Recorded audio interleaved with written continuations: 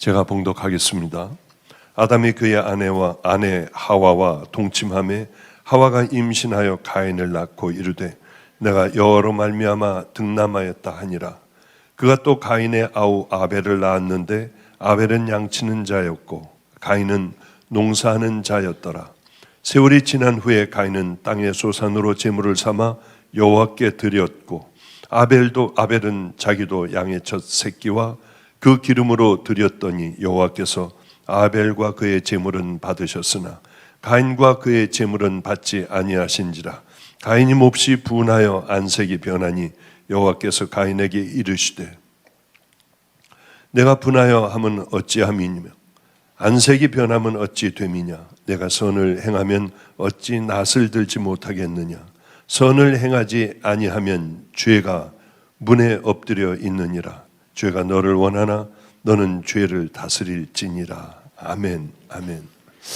많은 성도들을 만나면서 여기까지 저는 왔습니다. 그러나 그 귀한 성도들이 있는 반면에 또한 고개가 돌려지고 정말 가슴 아픈 그런 성도들도 많이 있습니다. 제가 한번 말씀드렸던 것 같아요. 암 환자들을 이제 마지막 병원도 못 가고 집에서 소천하려 하시는 그 암 환자들을 쭉 제가 신방을 했습니다. 그런데 신방을 하는 가운데 어느 분이 그렇게 얘기를 하더군요. 목사님, 저는 아이들이 어린데 하나님 앞에 가야 해요. 그런데 제가 암에 걸리지 않았을 때 그렇게 제 자신을 보면은 왜 그렇게 안 되는지, 죽어라 하고 노력을 해도 안 되고 기도를 해도 안 되고 왜 그렇게 나는 살아나서 항상 죄 가운데 있는지 모른다고 하는 얘기를 하더군요. 그러며 그래, 내가 만약에 암에 걸리면 나는 그때야 죽음을 눈앞에 두면은 거듭나고 새로워지겠지. 차라리 하나님 암에 걸리게 해주세요. 그런데 어느 날 소화도 안 되고 뭐가 자꾸 이상하고 먹으면 토하고 하여 병원에를 갔더니 병원에서 당신 암인데 벌써 중한 암으로 들어갔습니다. 그럴 때 하나님 거기서 그 자리에서요, 할렐루야 하나님 감사합니다 하고 자기가 소리를 쳤더니 이상한 사람으로 여기더랍니다. 이제 나는 하나님의 말씀대로 똑바로 살 수 있을 거야. 그래 이제는 됐어 하는데 목사님, 지금 죽음을 눈앞에 두고도 초는 되지를 않아요. 남편이 암에 제가 걸리니까 이혼해달라고 자꾸 해요. 그 인간이 미워서 못 견디겠어요. 이 사람까지도 사랑해야 하는데 이게 되지 않고 보면은 화가 난대요. 집도 안 들어오고. 어쩌면 암에 걸린 아내를 버리는지. 그러면 이럴 때 어떻게 해야 해요? 죽음을 눈앞에 둔 그분에게 제가 뭘 얘기할 수 있겠습니까? 애들은 초등학생들이에요. 그래, 성도님, 남편을 변화시킬 수 있는 방법은 한 가지입니다. 마지막 그 한 가지를 하고 가시죠. 아이들 마음에도, 아이들 깊은 마음에도 엄마가 기억되도록, 그래요, 내가 잘못했어요. 그리고 이혼 도장 다 찍어줄 테니 그래 괜찮다. 그리고 언젠가 내가 죽은 후에도 생각이 난다면 교회를 꼭 가주어라. 그분은 울며 이제 모든 걸 다 포기하고 내 남편에게 해달라는 대로 다 해주며 내가 죄인이라고 얘기하겠어요. 그 다음에는 차마 어떻게 됐는지 전화를 하거나 카톡을 할 수가 없더군요. 왜? 죽음을 눈앞에 둔 그분이었기에. 그러나 분명히 이런 모든 일들은 하나하나 해 나갔으리라고 저는 생각을 하게 됩니다. 잊지 못할 한 분, 그분은 하루는 중소기업을 하며 행복하게, 아마 남편이 사장, 또 그 아내가 또 뭐 부사장, 이렇게 해가지고 회사를 잘 이끌고 나가던 어느 날 새벽 기도를 한 번도 빠지지 않고 그렇게 두 부부가 하나님 앞에 믿음의 길을 향해 걸어가던 어느 날 회의를 할 때 맨 앞에 회사원이 칼을 준비하고 있다가 남편을 20여 군데를 찔렀다고 해요. 마치 꿈을 꾸는 것 같이 얼른 자기가 쓰러져 있는 남편을 붙더니 자기 팔 있는 데서부터 또 여러 번 찌르고 그리고 도망을 갔습니다. 무슨 이유였는지도 모르겠고 아무것도 모르겠더래요. 드디어 남편은 죽었고 자기는 왼팔을 못 쓰게 됐고요. 그리고 그 사람은 교도소를 갔습니다. 저에게 찾아와 그러더군요. 이 사람을 어떻게 용서를 하느니요. 이렇게 회사가 되자마자 다른 사람이 회사를 싹 다 동업하던 사람이 자기 거라고 가져가고 회사의 사택도 나가라고 하여 자기네들은 다 쫓겨났다는 거예요. 지금 고등학생이고 이제 대학을 가야 하고 하는 아이들을 목사님 데리고 저는 쫓겨났습니다. 이 원수를 어떻게 해요? 제가 그랬어요. 남편이 읽던 성경이 있느냐? 늘 읽어서 성경은 날긋날긋 다 낡아버렸다고 하더군요. 그 성경은 거죽도 다 헤어졌습니다. 그걸 갖다가 면회 가서 그 사람에게 줘라. 그리고 당신이 죽인 내 남편이 늘 읽던 성경이었는데 당신도 한번 읽어봐라. 그리고 돌아오는데 그렇게 기쁨이 아니라 마음에 무거움이 있었다고 해요. 그리고 이제 또 시간이 지나가 어느 날 이분이 또 작년인가 찾아왔습니다. 찾아와서 90몇만 원, 100만 원이 좀 안 되는 돈을 가지고 왔어요. 이게 무슨 돈이냐 했더니 남편을 이제 그 화장을 하는데 금리빨이 나왔대요. 그 금을 팔고 남편이 내게 결혼을 하며 결혼 선물로 해준 이 목걸이 또 반지 뭐 이렇게 다 갖다가 팔았더니 목사님 이 정도의 돈이 됐습니다. 그래서 이걸 가져왔다고 하더군요. 그러면 뭐라고 얘기를 하느냐 하면 하나님의 은혜에 감사해서 가져왔으니 꼭 필요한 사람들에게 목사님은 알 거 아닙니까? 의미 있는 돈이니 꼭 필요한 사람에게 나눠줘라. 그래서 그거를 바꿔가지고 돈을 달러로 바꿔가지고 가만히 가지고 있었어요. 그러다가 아프리카를 가게 됐고 아프리카 최전방에서 사막에서 뭐 그 무슬림 천지인 그곳을 그냥 다니시는 선교사님에게 부탁을 했습니다. 이걸 가지고 다니다가 사람을 살릴 일이 있으면 꼭 이 돈을 좀 사용해 달라. 굶어 죽어가는 사람이 있다든지 아픈 사람이 있으면 이것으로 꼭 생명을 살려 달라고 하는 부탁을 하고 그렇게 줬던 기억이 나요. 그래요. 얼마나 귀한 성도들이 우리 주변에는 정말 용서하고 사랑해 보려고 하고 하나님의 뜻대로 살려고 하는 그 사람들인지 몰라요. 이 사람들과 대화를 해보면 늘 감사하다고 해요. 일부에서는 이런 얘기를 했습니다. 캐나다에 갔는데 목이 부러져 목 밑에는 전부 마비가 되어 있는 그런 분이 계셨어요. 그분은 제가 캐나다 가기만 하면 병원으로 그분이 집에 있으면 집으로 신방을 가 늘 기도를 해드립니다. 왜냐하면 만나면 감격이에요. 이번에 갔을 때에는 온통 중환자실에 온통 다 성경으로 가득 채워놨더군요. 왜 이거를 써놨느냐 했더니 나를 진찰하러 들어오는 의사와 간호사들에게 성경을 읽고 예수님을 믿게 하려고 이렇게 했대요. 그런데 아마 마비가 된 팔다리도 그렇게 아프다고 소리 지르고 고통스러워한대요.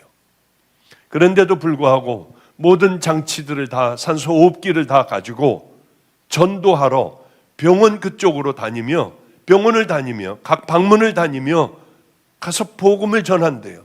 복음 전할 때 소리도 안 나오는데 어떻게 합니까?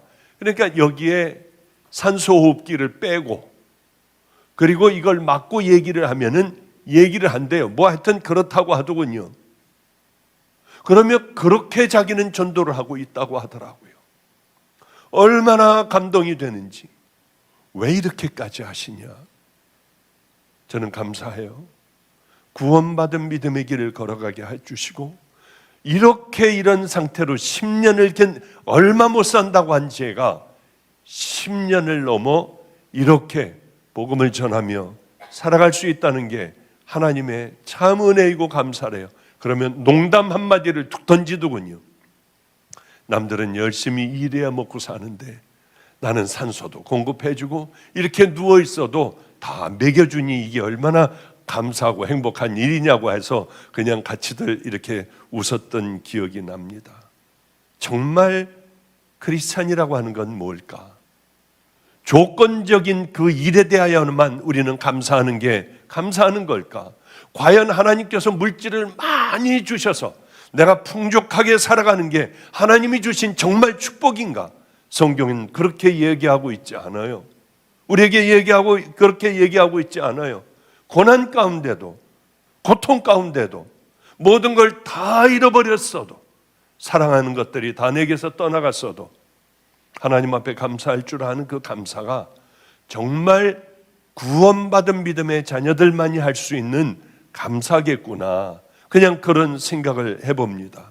그런 사람들이 있습니다. 지금부터 한 400 몇십 년 전일 거예요. 영국에서는 기독교에 엄청난 박해가 일어났습니다.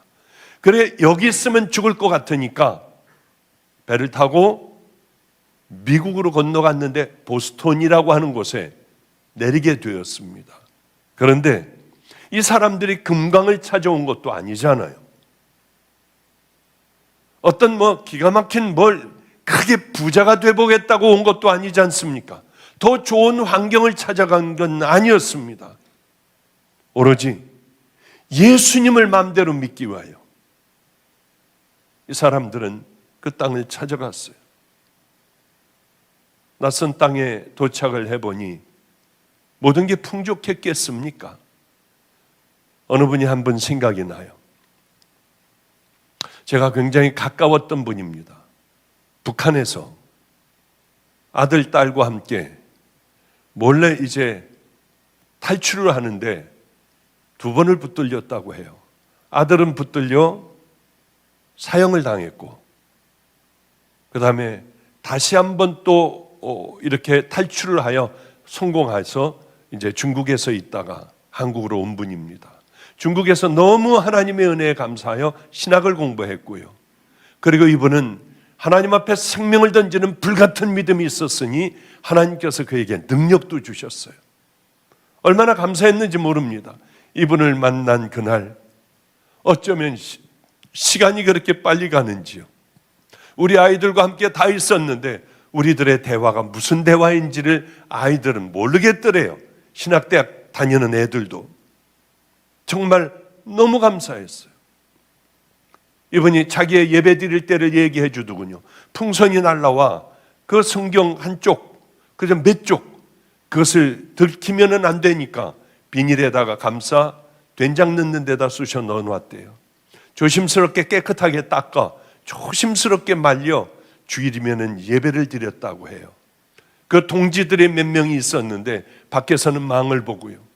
그러다가 누가 지나가면 얼른 화토를 치는 척을 하고 그러면 예배를 드렸대요.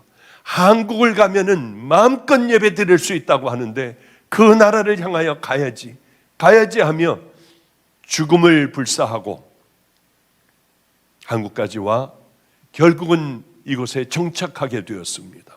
능력이 있으니 많은 큰 교회에서 이분들을 불렀고 또 말을 얼마나 잘하는지요. 성령님께서 함께하여 주시는 부분이 있어 이분은 불같은 말씀을 전했어요.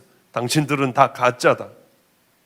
눈이 확 열리는데 보니까 그 큰 엄청난 교회에 흰옷을 입은 사람이 5손가락 안에 들더래요. 너무나도 깜짝 놀랐다고 하며 그런 얘기를 시간이 가는 줄 모르고 같이 했던 기억이 납니다. 목사님, 저는 북한으로 다시 돌아갈 거예요. 왜 그러냐면 북한의 예배가 훨씬 더, 북한의 그 아무것도 없는 그 예배가 훨씬 더 그립습니다. 이것은 뭐든지 다 풍족하지만은 정말 하나님 앞에 예배드리는 그런 사람들은 그렇게 많지 않아요. 우리 북한은 생명을 걸고 우리는 예배를 드려요. 내 인생이 끝장난다 해도 우리는 찬양을 하고 예배를 드려요 하는 그분의 얘기를 들을 때 얼마나 그것이 가고 싶었는지요. 가슴이 두근거리고 그 예배가 그리워졌던 그런 때도 있었습니다. 그래요. 크리스찬 신문 어제 좀 잠깐 읽다가 보니까 10명 중에 4명인가 5명은 한 번도 기도해 본 적도 없이 그저 교회 와서 예배만 드리다가 예배만 보고 간대요. 그리고 자기는 크리스찬이라고 한답니다. 이 중에는 왜 없겠습니까? 이 중에 혹시 반이 그렇지 않을까도 생각할 수도 있지 않겠습니까? 그거는 절대로 안 돼요. 처음에는 대면 예배를 드리게 해달라고 하고 그걸 놓고 기도하다가 이제는 2층짜리가 저렇게 빈 것을 보며 그렇구나, 대면 예배를 열어달라고 하다가 편한 예배 습관이 되어버렸구나 하는 생각도 하게 돼요. 자, 그렇게 해서 영국에서 보스턴으로 왔습니다. 얼마나 추웠는지요.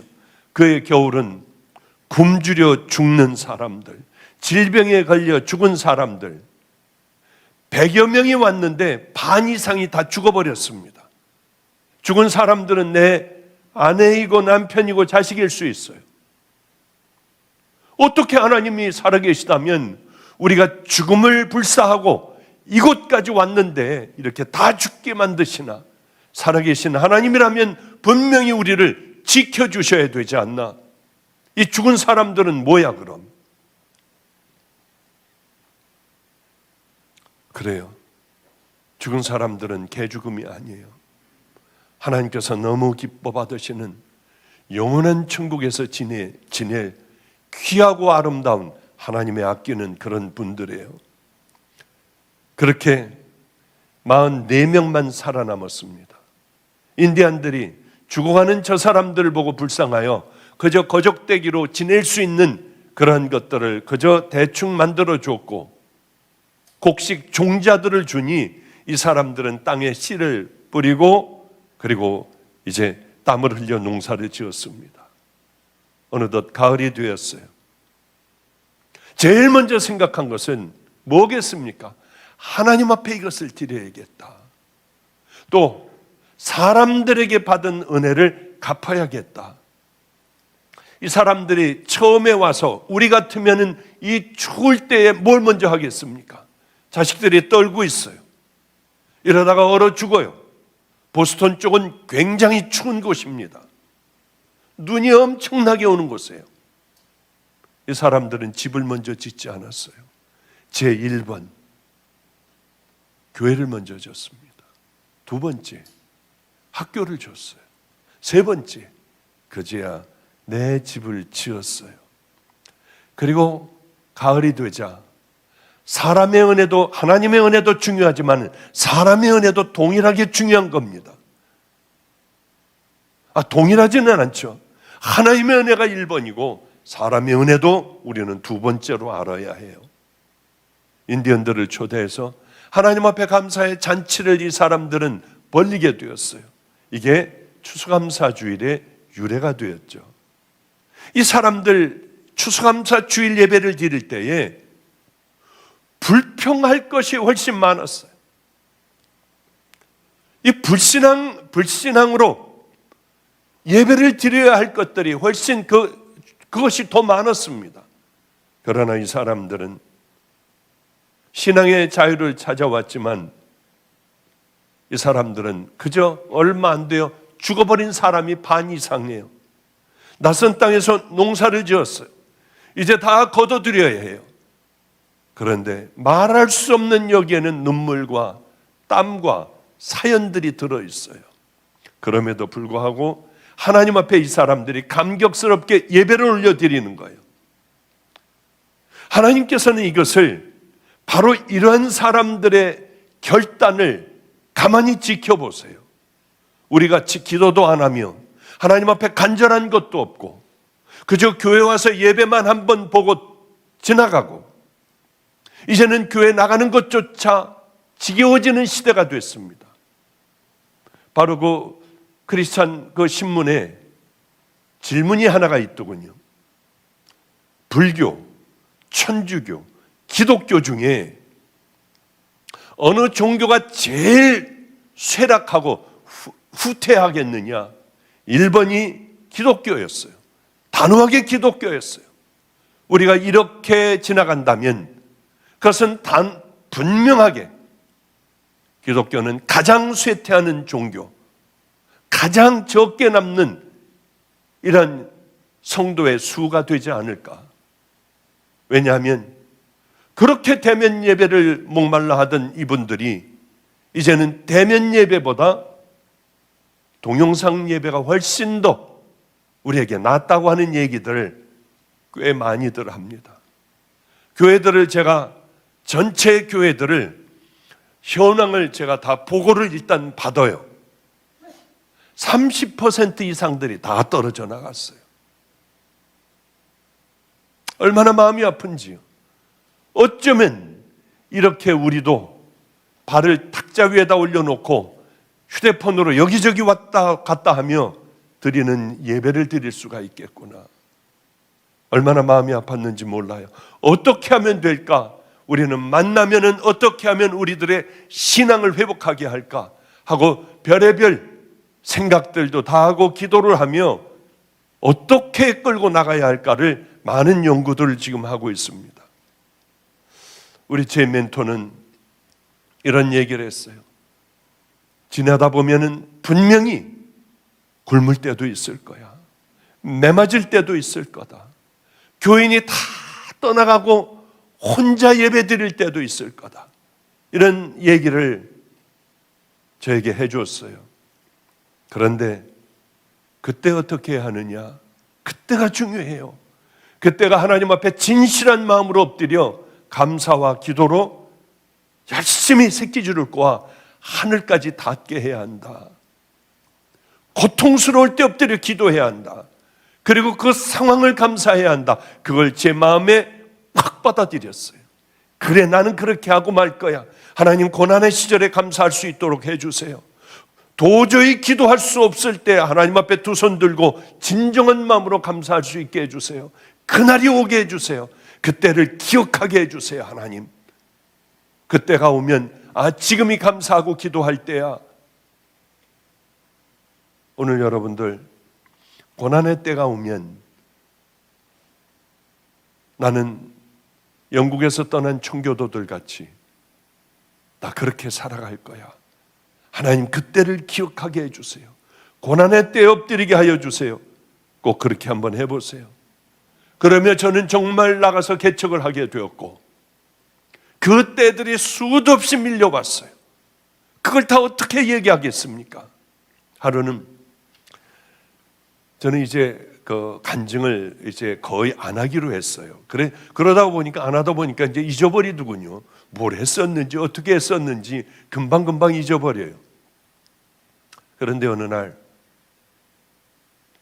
이 작은 아파트 10평짜리로 들어가려고 하다가 보니까 강도가 들어왔어요. 얼마나 무섭습니까? 머리를 샛노랗게 물들인 애들, 이런 애들이 강도가 들어와서 막 다 어질러 놨어요. 그냥 놔두질 않고 다 아예 뒤집어 버렸습니다. 이러니 얼마나 무섭겠어요. 그런데 그때 딱 생각이 들었습니다. 지금 감사해야 해. 지금이 그때야. 그리고 기도를 했어요. 하나님, 저 강도들을 제 교인으로 성도로 주어서 감사해요. 하나님, 잘 섬길게요. 그러고 울었던 기억이 나요. 그리고 문을 열자 애들은 다 긴장을 해가지고 어쩔 줄을 몰랐고요. 칼을 이 뒤에다가 하나 놓고 또 하나 여기 차고 있던 칼들을 딱딱 그 단추를 풀더군요. 저는 절대 저를 찌르지 않을 거야. 나는 목사야. 너희들을 사랑해야 하는데 찔르려고. 설마 찔르려고 들어가서 얼른 문을 잠궜어요. 애들이 문을 열자마자 문을 잠궈버리고 뒤로 돌아섰는데 약물에 완전히 취해 있었습니다. 그러니까 막 턱을 떨며 절 보고 죽여버리겠대요. 그러더니 칼을 뺐는데 떠는 거예요. 얘네들이 지정신들이 아니에요. 잘못 들어왔구나.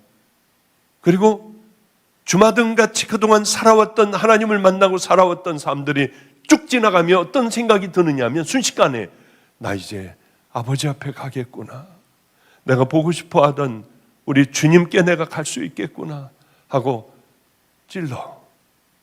그러면 나는 좋은 분에게 갈 거야, 보고 싶은 분에게 갈 거야. 근데 뭐가 안 와요. 벌써 팍 뭐가 왔어야 하는데요. 애들이 지정신이 아니잖아요. 칼을 놓고 머리를 숙이고 있었어요. 너무 깜짝 놀랐습니다. 이건 분명히 성령님이 하셨지 사람이 어떻게 만들 수 없는 그런 일이었어요. 나중에 그 아이들이 그래요. 그때 상황을 기억을 하더라고요. 목사님, 그러면 죽어요. 목사님, 다음부터는 절대 그러면 안 돼요. 가까이 오지 마셔야 돼요. 왜냐하면 우리들 약물하고 있었잖아요. 그런 얘기들을 아주 나중에 얘네들이 해요. 그리고 난 걔네들을 만나고 그렇게 하고 내가 만난 하나님을 얘기를 해주고 애들은 다 흩어졌습니다. 그날이 월요일이었나 주일이었나 좋은 그 겨울이었던 것 같아요. 수요일 날이 되어 혼자 넥타이를 메고 양복을 입고 혼자 예배를 하나님 앞에 올려드렸어요. 그런데 애들의 발걸음 소리가 들리더니 안성에 있는 양아치들이 한 19명, 17명 정도를 애들이 다 데려왔습니다. 저에게 가장 기억에 남는 예배 중에 하나예요. 애들은 아씨 여기 담배 펴도 돼? 하고 담배를 물으려고 그래요. 조금 이따 펴라. 원하는 대로 다 해주겠다. 우리 예배 한번 드리자. 쪽팔려 나가. 야, 여기 왜 왔어? 하며 애들이 나가려고 할 때 저는 주님 앞에 기도를 했어요. 하나님, 귀한 아이들을 주셔서 감사합니다. 제가 이 아이들을 잘 만들어 하나님 믿음의 용사가 되게 만들게요. 그러며 이제 그 아이들은 저와 함께 왕래를 하고 애들이 교도소를 가면 제가 찾아가서 면회를 하고 또 나오면은 갈 데가 없으면은 교회 의자에서 같이들 자며 행복하게 지냈어요. 그래요? 맞아요. 그런 고난의 순간에 하나님 앞에 진정으로 감사를 드렸습니다. 그것을 보시고 나를 여기까지 인도해 주시지 않았을까? 길거리에 싸우는 아이들도 또한 선교사로 나가기도 하고요. 우리는 정말 어려운 때에 하나님 앞에 그렇게 감사할 줄 아는, 저같이 하라는 것이 아니라 그게 굉장히 중요하겠구나. 하나님이 보시는 그 순간에 우리가 정말 하나님 앞에 엎드려 감사하고 믿음의 길을 걸어갈 때 주님께서는 기억을 하시고 우리들의 길을 쫙 열어주시지 않나, 그런 생각을 합니다. 오늘 우리가 읽은 구약, 거기에 보면은 가인과 아벨의 얘기가 이렇게 적혀 있습니다. 첫 번째 드린 아마 그런 제사일 거예요. 인간이 하나님 앞에 드린 첫 번째 제사. 모두 가인과 아벨 것을 다 받으셨으면 얼마나 좋겠습니까마는 하나님께서는 아벨이 드린, 하나님 앞에 드린 제사는 하나님이 받으셨지만 가인의 제사는 하나님께서 받질 않으셨어요. 아벨은 양치는 목자였습니다. 양을 하나님 앞에 드렸어요. 가인은 농사를 짓는 자였습니다. 하나님 앞에 농사진 것을 드렸습니다. 그래, 하나님은 그러면 양의 첫 새끼와 기름을 좋아하시나 곡식은 싫어하시나 그런 의미가 아니죠. 율법서에도 보면은 물론 소, 양, 염소, 비둘기, 그러나 가난한 자들에게는 고운 가루를 하나님 앞에 올려드리라고 했습니다. 그러니 무엇을 드리든 상관이 없어요. 가장 중요한 것은 농사 짓던 사람들은 농사 지은 것을 드리면 돼요. 또 짐승을, 이 목축을 하는 사람들은 짐승을 하나님 앞에 드리면 돼요. 가장 귀한 게 뭐냐? 이 중에 가장 귀한 것, 하나님께서는 왜 가인의 것은 안 받으시고 아벨의 것을 받으셨을까? 다른 이유 하나도 없습니다. 거기에 정말 진실한 마음이 들어가 있느냐, 이게 중요해요. 저도 지나오며 하나님께서 제게 늘 너는 줄이지 않을 거야, 너는 내가 축복을 허락할 거야, 내가 하는 일을 내가 함께 할 거야, 이러셨던 그 때가 있습니다. 그때는 하나님을 만나 내 모든 가진 재산들을 다 막 나눠주고 이럴 때가 아니었어요. 내게 한 벌밖에 없는 옷, 정말 중요한 옷, 이거 없으면 이제 나가지도 못할 것 같은 그런 옷을 다른 사람에게 입혀줬을 때요. 내게 꼭 아이들이 기다리고 있는데 내가 이 돈이 꼭 필요한데 허리가 굽은 바로 그분을 보고 받은 돈을 그냥 그분 주머니에 넣어줄 때요. 나는 왜 이렇게 살아야 해? 내가 미쳤지? 난 왜 이렇게 살아? 그럴 때마다 내 마음에는 너는 줄이지 않을 거야, 너는 내가 함께 할 거야. 또 뒤에서 배짱 마른 분이 힘들게 그 여름에 언덕길을 마치 무슨 드라마에나 나올 수 있는 그렇게 잔뜩 박스를 엄청나게 자기 용량이 한 10배를 되는 박스를 끌고 잘 올라가지도 못하는 이분 뛰어가 뒤에서 밀어주고 났더니 나는 그냥 정말 날르는 줄 알았어. 어떻게 내가 여기까지 왔는지. 젊은이가 나를 밀어줬구만. 그때 제게는 꼭 필요한 돈이 있었어요. 2만 원인가? 뭐 잘은 기억은 안 납니다만은 그게 있었어요. 이거는 제가 꼭 써야 될 돈이었어요. 아니면 아이들이 또 고통스러워요. 그걸 손에다 쥐어주는데 양철도 싣고 있었고요. 양철에 찔렸는지 뭐에 찔렸는지 모르지만 양쪽에 꼭 못자국같이 푹 베인 상처가 있었어요. 얼마나 떨렸는지요. 그것 주고 와 강대상에서 간절하게 하나님 하나님 하며 두렵고 떨리는 마음으로 기도할 때 너는 줄이지 않을 거야. 왜냐하면 그건 저의 전부였어요. 그게 전부였어요. 이제는 조금 살만해져가지고 미국 가가지고 집회를 하고 왔는데 돈을 안 받으니까 누나가 한 1,500만 원 돈을 줬습니다. 2,000만 원인지 1,500만 원 돈이요. 애들이 말썽을 피울 때마다 이렇게 서랍에 밑에다가 붙여놔가지고 맨 밑에 있는 서랍에 밑에 붙여놔가지고 테이프로다가요. 힘들고 고통스러울 때는 말씀을 보고 기도하는 게 아니라 그걸 보면 위로가 됐어요. 든든했어요. 그 무엇보다도 든든했어요. 늘 그걸 꺼내봤습니다. 그 돈이 없었으면 아마 지금 인천에 있는 기쁨의 교회는 만들어지지 않았을 거예요. 목사님이 마침 오셨더라고요. 제가 뭐 돈이 있겠다고 생각했겠습니까? 목사님 기도 좀 해주세요. 저는 지금 이렇게 해서 이제 택시 운전하게 됐어요. 저 교회는 뭐 얼만큼 뭐를 갖다가 이렇게 줬는데 이제 끝장나버리게 됐습니다. 교회는 다 나가버렸어요. 이거라도 한번 해보라고 하고 통장 번호까지 다 줘버렸어요. 그날 얼마나 섭섭했는지, 얼마나 마음이 힘들었는지요. 그런데 너는 줄이지 않을 거야. 이제는 알아요. 언제 어떻게 무엇을 해야 우리 주님은 기억을 하시는지요. 아벨은 자기가 하나님 앞에 드릴 수 있는 것 중에 흠이 없는 것들을 잘 선택을 하여 하나님 앞에 올려드렸습니다. 하나님께서는 성경에 첫 것을 자주 말씀을 하세요. 이는 내가 수고하여 밭에 뿌린 것의 첫 열매를 거둠이니라.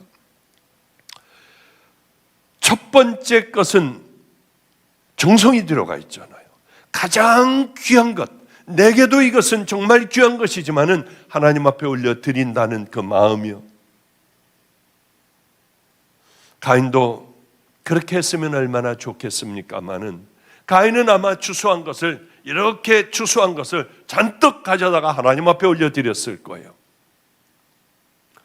아벨 것만 받으시고 자기 건 받지 않으니 화가 났습니다. 그러면 앞으로 이제 아벨같이 자기도 제사 드리면 되잖아요. 죽여버려야겠다는 생각을 했습니다. 그런 마음으로 하나님 앞에 뭘 드리니 하나님께서 받으시겠습니까? 죽여버려야겠다. 그리고 쳐 죽여버리잖아요. 그런 마음으로 드리는 예배는 하나님 받으시지 않아요. 형제에게 너희들 원망 들을 만한 일이 있거든 먼저 가서 화해하고 풀고 그리고 내게 와서 예물을 드려라. 그럼 내가 그것을 받겠다. 얼마 전에 애들이 다 모였어요. 제가 이렇게 물어봤습니다. 혹시 너희들 중에 내가 모르는 것 있으면 내게 좀 가르쳐 줘야 되고 반드시 얘기를 해줘야 한다. 내가 혹시 누구에게 원망 들을 만한 나를 원망할 사람이 있나 찾아봐라. 내가 가서 무릎 꿇고 풀어야겠다. 이상한 사람들 있잖아요, 목사님. 뭔가 좀 이상한 사람들 빼놓고는 없어요. 그 사람이 누구니? 내가 그 사람들을 찾아갈게. 기억이 잘 안 난대요. 그게 너무 감사했어요. 여러분들도 기억나면은 저 사무실에 알려주면은요, 제가 얼른 가서 잘못했다고 할게요. 이 세상에 바보들이 있습니다. 성경 말씀대로 살지 않고 좋은 것만 빼들고 나쁜 것, 하기 어려운 것들은 다 쳐버리는 믿음은 가짜 믿음이에요. 내 재물과 내 소산물의 처음 익은 열매로 여호와를 공경하라. 그리하면 내 창고가 가득히 차고 내 집 틀에 새 포도주가 넘치리라. 우리는 때로는 아프리카의 사막지대에 사람들이 먹을 게 없어 죽어가는 사람들이 있어요. 그래서 양을 엄청나게 많이 사가지고 그리고는 양 암수 한 마리씩을 많은 사람들에게 분양을 했습니다. 그럼 양 젖도 짜먹을 수가 있고요. 죽지는 않을 거 아니에요. 그렇게 세월이 지났습니다. 남루한 할머니 한 분이 양 새끼를 안고 찾아왔어요. 이거는 첫 새끼라고 하며 가져왔는데 눈물 나잖아요. 주님이 이 마음이시겠다. 제가 그 사진이 있었는데 할머니가 양을 안고 온 사진이 있었는데 그 사진이 있다고 하네요. 있다가 저는 없어졌거든요. 저 바로 저 새끼입니다. 저 양 새끼를 할머니가 끌고 온 거예요. 얼마나 감사했는지요. 하나님께서 원하시는 것은 내 재물과 내 소산물의 처음 익은 열매로 여호와를 공경하라. 그리하면 내 창고가 가득히 차고 내 집 틀에 새 포도주가 넘치리라. 저 할머니는 반드시 찾아가 이번엔 양이 아니라 소 암수 한 마리씩 사드리려고 정말 생각을 하고 있어요. 왜냐하면 감사함을 알고 새끼를 가져왔잖아요. 얼마나 고마운지요. 하나님 앞에서 하나님께서 우리에게 말씀하시는 것은 그래 너희들이 정말 마음으로 그렇게 하면 나는 너에게 소를 줄게. 이런 하나님인데 우리는 그 하나님 앞에 마음을 들이지 못해요. 하나님께서는 내 마음이 들어가 있는 것, 과부의 두 렙돈을 훨씬 더 금화를 잔뜩 가져다 넣는 그 사람보다 기뻐하셨습니다. 그러니까 뭘 어떻게 해야 합니까? 이제 저는 알아요. 그런 찬스를 만났을 때 이때는 이렇게 해야겠구나. 지금이 찬스야.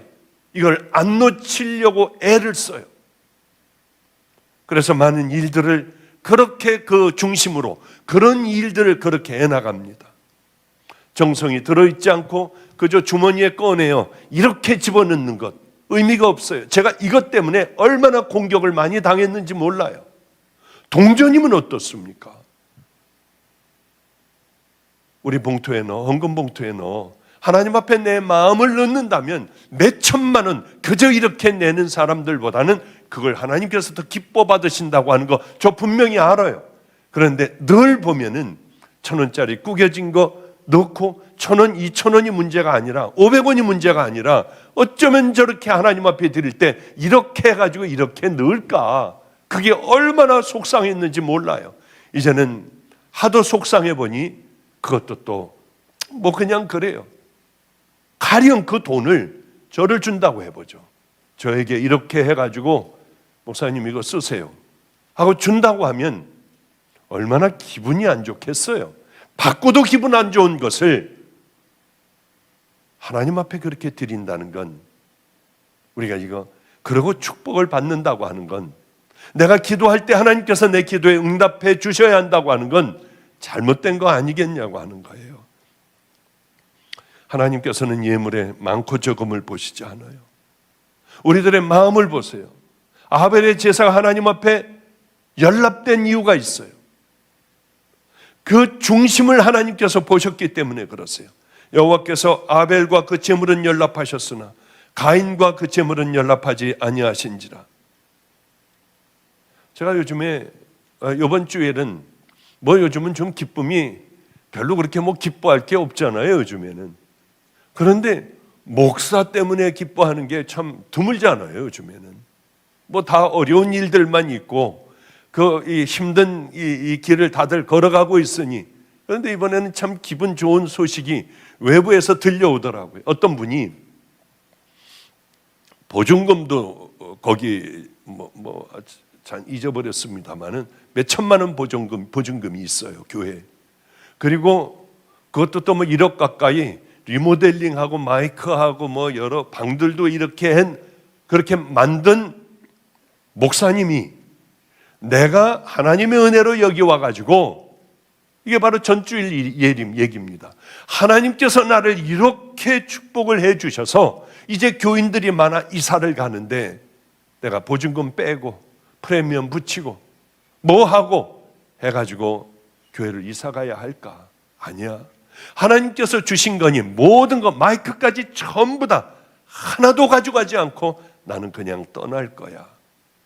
교인들과 함께 이 큰 축복을 주셨으니 저는 그 목사님을 꼭 만나보려고 그래요.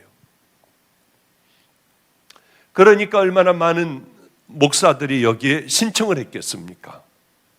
그 중에 제가 서정 목사에게 너희들도 좀 한번 해봐라 해가지고 그 교회가 선정이 됐어요. 그래, 그러면은 목사님이 그럼 들어와라 해서 들어가게 되었습니다. 얼마나 감사해요. 그래, 제가 그 얘기를 했습니다. 너희들은 공짜로 거길 들어가게 됐으니 너희들이 있는 교회도 동일하게 그렇게 하고 가라.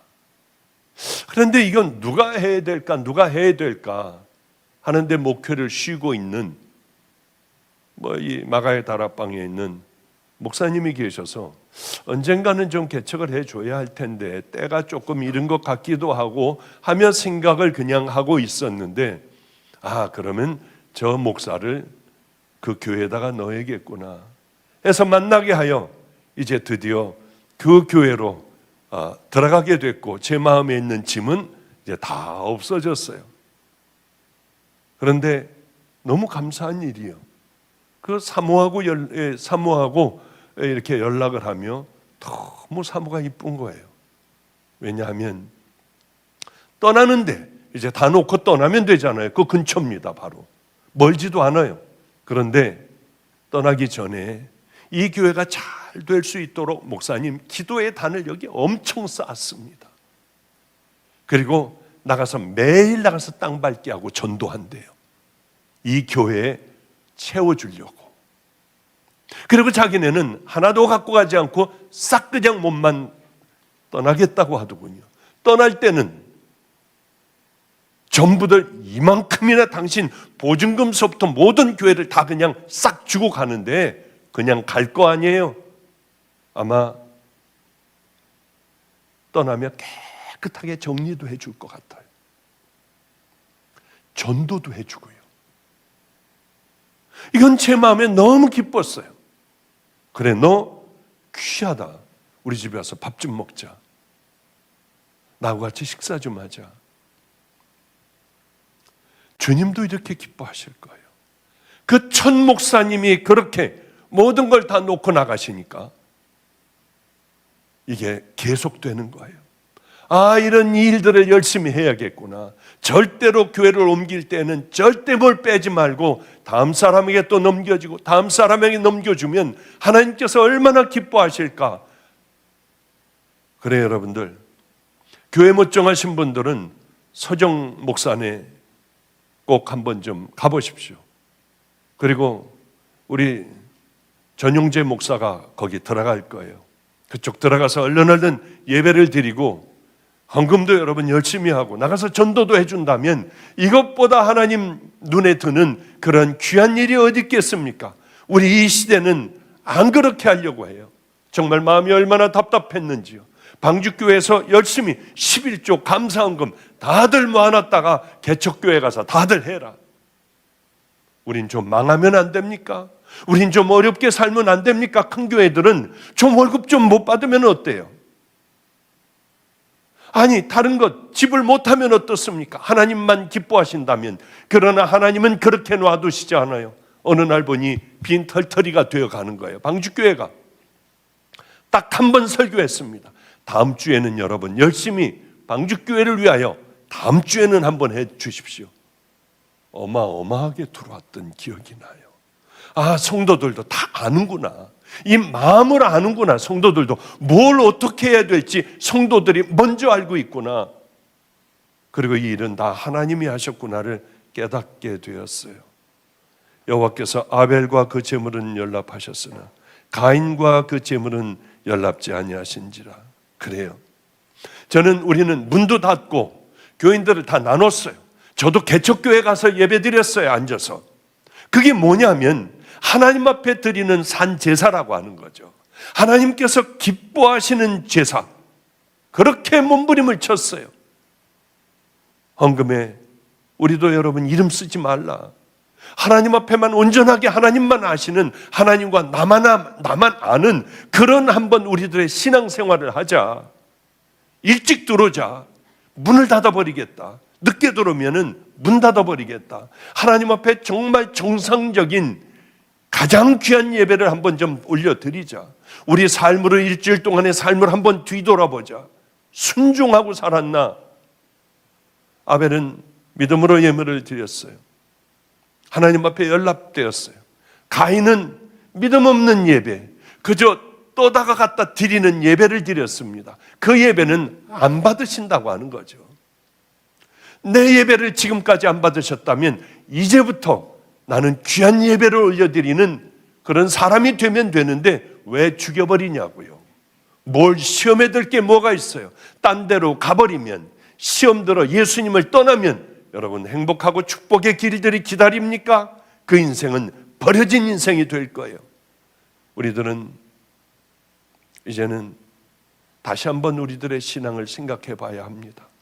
저는 인도 사역자들, 먹을 것이 없는 인도 사역자들, 복음을 전하는 자들에게 다 털어서 줘버렸어요. 이건 꼭 개인적으로 하고 싶더라고요. 왜 그러냐면 인도에는 돌로 친대요. 그리고 집단 구타를 한대요. 죽는 사람들도 있다고 하더군요. 인도 사역자들은 거기서 복음을 전하다가 매도 맞고 들어오고요. 뭐 팔도 부러지고 다리도 부러지고요. 갈비뼈도 부러지고요. 터져가지고 들어오기도 한대요. 들어오며 다리를 절며 다 죽어가며 들어오며 이 사람들은 기뻐한다고 하더라고요. 아니 왜 기뻐하냐 물어봤더니 어떻게 나 같은 게 하나님을 위하여 고난을 당할 수가 있느냐. 이 사람들은 월급을 한 번도 못 줬대요. 그 사역자들이 200몇십 명이 된대요. 나가 늘 복음 전하고 배고파 자녀들도 먹이질 못한다고 하더군요. 이걸 갖다 주면 이 사람들 얼마나 행복해 할까. 그래서 얼른 다 줘버렸습니다. 얼마나 기쁜지요. 때로는 인간이기 때문에 그렇잖아요. 이걸 드렸으니 하나님 제일 기뻐하는 일 했으니 너 줄이지 아니하리라. 오늘도 그럴 거야. 근데 아직까지 그건 못 들었고요. 이 사람들이 얼마나 행복할까? 행복하지 않았을 거예요. 먹을 것도 없고 다 죽어버리고 자식도 죽어버리고 했는데 행복할 게 뭐가 있습니까? 감사할 게 뭐가 있습니까? 그 가운데 감사할 때 하나님께서는 세계에 가장 귀한 그런 미국을 만들어 주시지 않았겠나요? 제가 한 번은 이 말씀 드리고 말씀 마치도록 할게요. 제가 한 번은 이렇게 있는데 카톡은 수도 없이 많이 와요. 도와달라, 기도해달라, 신방해달라. 다 할 수가 없잖아요. 그런데 어느 날 하나님, 내 아들이 교통사고가 나 이제 의사의 말로는 얼마 안 남았다고 합니다. 기도해 주세요. 그래서 이제 오면은 하나하나 기도는 하잖아요. 그리고는 카톡을 지워버립니다. 너무 많으니까. 기도하고 지우고 기도하고 지우고 하는데 딱 이 사람을 기도하는데 그 아이를 기도하는데 내 마음에 네가 찾아가 봐. 그래서 거기를 찾아가게 되었어요. 아이는 중환자실에 방 하나가 따로 되어 있었고 얼굴이 선풍기만 해졌어요. 그리고 뇌는 수술하려고 열었는데 이게 뇌가 부풀어 가지고 뚜껑을 닫질 못하는 거예요. 얼마 안 남았다고 한대요. 저는 들어가자마자 뭐 병균이고 뭐고 없이 너무 불쌍해서 이렇게 끌어안고 간절하게 기도해 줬습니다. 그런데 이 부모가 그렇게 울더군요. 얼마나 힘드시겠어요? 아니에요. 저는 감사해서 울고 있어요. 왜요? 그 자리에서 죽지 않고 이렇게 5일 일주일간 이 아이를 떠나보낼 수 있는 마음의 준비를 하게 해주신 하나님의 은혜 감사하대요. 그거 감사해야 될 일입니까? 아니, 하나님 뭐가 부족해서 우리 아이가 그렇게 필요했어요 하고 대들 텐데요. 5일간 같이 있게 해주신 하나님 앞에 감사한대요. 얘 아빠를 13년, 14년간 우리 아들은 얘 아빠를 너무 행복하게 해줘서 감사한대요. 전 다 잊어버렸습니다, 지금. 또 마지막은 박보영 목사님이 오셔서 내 아들 끌어안고 한 번만 기도하고 주님 품에 안기면 얼마나 좋을까. 정말 제가 왔더라는 거예요. 이게 감사해서 우는 거지 슬퍼서 우는 거 아니에요. 저분과 카톡을 하다 보면 그 카톡에 이렇게 써 있어요. 천국에서 만나자 내 강아지야. 참 믿음으로 산다는 게 이렇게 힘들고 어려운 일이구나 하는 생각을 합니다. 저희 키보드 치던 자매가 해남에서 같은 그 교회를 다녔어요. 그런데 예인이는 어머니 아버지와 함께 새벽 기도를 빠진 적이 없대요. 늘 맨 앞자리에서 예배드리던 예인이 얼마나 부모는 마음이 아팠겠습니까? 그런데 카톡에 써 있는 것처럼 천국에서 만나자 내 강아지야. 우리들은 다 천국을 소망하며 살아가는 믿음의 자녀들이어야 합니다. 시시하게 살다가 가는 것이 아니라 저분들 보세요. 얼마나 귀한 믿음을 가졌는지. 목사가 부끄럽기가 짝이 없을 정도예요. 나도 저런 믿음을 하나님 꼭 허락해 주셔야 돼요. 지금도 하나님 꼭 그 믿음 저에게 주셔야 돼요. 우리 성도들 모두에게, 이곳에 모여있는 성도들뿐만 아니라 영상으로 예배드리는 귀한 성도님들까지 다 이 믿음 달라고 지금 얼른 보면서 기도했습니다. 꼭 우리 어려울 때 감사하며 진정한 감사가 무엇인지, 하나님께서 누구를 끌어주시고 누구를 높이 세워주시는지 여러분 그 믿음의 길을 향하여 걸어가시는 귀한 성도님들 되시기를 축복합니다. 기도하겠습니다. 거룩하신 하나님 아버지요, 어리석은 우리들의 믿음, 하나님을 향한 뜨거운 마음이 아니라 그저 잊어버리고 살아가는 우리들의 믿음을 주여 용서하시고 이제는 진실한 믿음으로 살아갈 수 있는 하나님의 아름다운 믿음의 자녀들 다 되게 하여 주시옵소서. 예수님 이름으로 기도드렸습니다. 아멘.